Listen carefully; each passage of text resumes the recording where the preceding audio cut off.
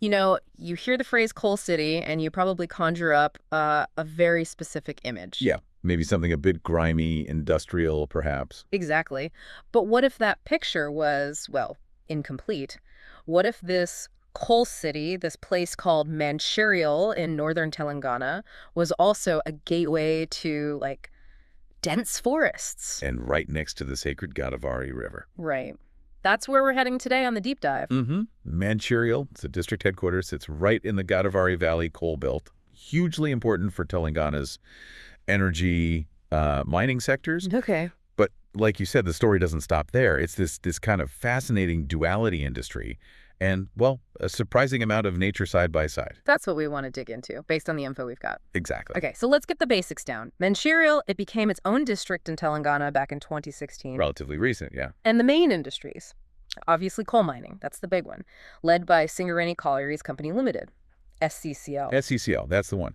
But agriculture plays a role too. It's not just mining. Interesting. And geographically, the Godavari River is a major feature. Definitely shapes the area. Language-wise, Telugu is primary, but it sounds like there's a mix. Hindi, Urdu, English spoken too. Yeah, quite diverse linguistically, it seems. And it's a key stop on the railway line connecting South and North India. Right, the BZA-NDLS route.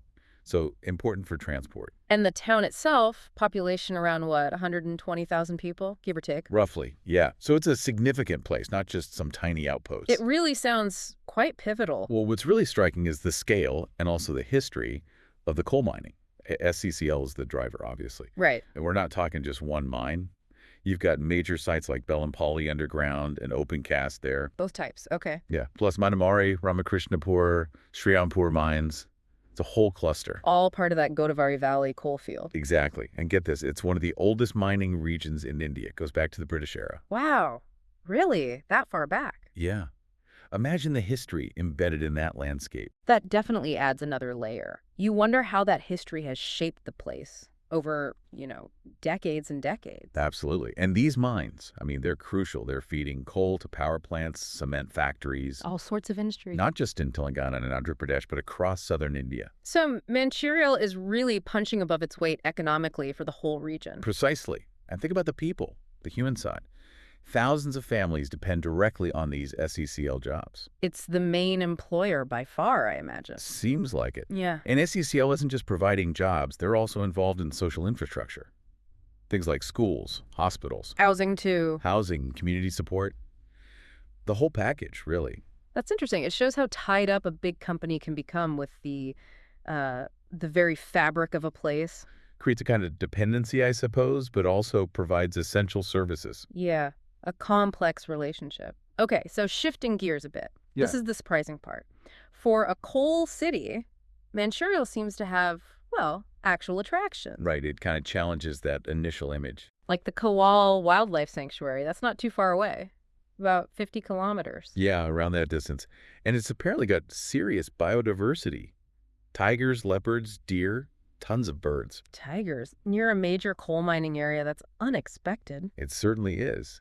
Makes you think about conservation efforts, how they manage that balance. Definitely. And besides the sanctuary? Well, there's the Godavari River itself. You've got peaceful spots along the river, viewpoints for walks, photos. Nice. And then there's a temple, Sri Gudama Satyanarayana Swami Temple. It's up on a hilltop. Oh, so you'd get good views from there. Panoramic views, apparently. Adds a spiritual and scenic element. It's a real mix, isn't it? You've also got something called the Mancherial Rock Garden, an eco park. Yeah, sounds like a dedicated green space for recreation, play areas, that sort of thing. And you can even see the coal mines from designated viewpoints. From a distance, yeah. Obviously, you can't just wander into an active mine, but you get a sense of the scale from nearby. They acknowledge the restrictions. Right, makes sense. What else? There's a dam, Komaram Beam Project. Mentioned as a scenic spot, good for picnics. And another wildlife sanctuary, Shivaram. Yeah, that one's also near the Godavari. Known for crocodiles, apparently, and migratory birds. Crocodiles. Oh. So definitely not just coal pits and machinery. Not at all. A much more varied picture emerges. And to support the people living and working there, what about things like education and healthcare? Well, the sources mentioned colleges, engineering, degree, polytechnic, so higher education options. And schools. Yep, English and Telugu medium schools. And interestingly, some are specifically run by SCCL. Ah, tying back into that company involvement. Exactly. Shows an investment in the community's future generations, perhaps. And healthcare. Seems like a mix there, too. SCCL has its own area hospitals in nearby towns like Mandamari and Bilampalli. Okay, for the workers and families primarily. Presumably. Huh. But there's also a government area hospital in Mancherial itself, plus private clinics and hospitals. So a range of options. That infrastructure is vital, isn't it? Absolutely crucial. But look, we have to talk about the flip side of all this mining, the environmental impact. Right. You can't have that much extraction without consequences. What does the info say? It touches on the expected challenges, you know? Deforestation, clearing land for the mines. Mm-hmm. Air pollution is another potential issue, dust. Emissions from operations and transport. And water. Big industry usually stresses water resources. Groundwater stress, yeah. That's mentioned as a concern. These are pretty standard but significant issues for mining areas. Yeah, they are. But are there efforts to, manage this? Anything about sustainability? It seems so. The write-up does mention efforts by SCCL specifically, things like afforestation programs. So planting trees to try and offset the clearing? Kind of, yeah. And using dust control systems in the mines to tackle air quality. Okay. And also promoting eco-restoration in areas that have already been mined out, trying to rehabilitate the land. So there's at least an acknowledgement and some action being taken. It's a balancing act, isn't it? A very delicate one. Which brings us to the synthesis, really. Mancherial isn't just a coal town. No, it's clearly more complex. It's got this deep industrial history, huge economic importance because of that coal.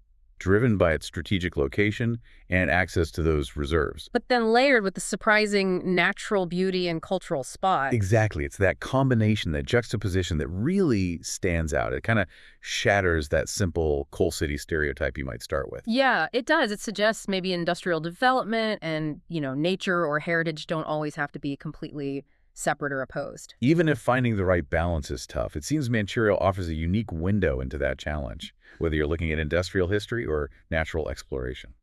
It presents a fascinating case study. Yeah. So wrapping up our deep dive into Mancherial, this coal city in Telangana, we've seen its core identity tied to SCCL and the mines. That's undeniable. Absolutely central. But we've also uncovered this unexpected side. Wildlife sanctuaries, the river, temples, parks. Alongside the community infrastructure, the schools, the hospitals. And importantly, those ongoing efforts, however challenging, to deal with the environmental footprint of the mining. Which leads to a final thought, maybe something for you, the listener, to mull over. Yeah. How do places like Mancherial, places that hold these seemingly opposite things together, heavy industry and natural beauty, how do they shape our understanding of development? What can we learn from how these communities and industries navigate that complex relationship between, progress, resources, and the environment? It's a dynamic worth considering, don't you think?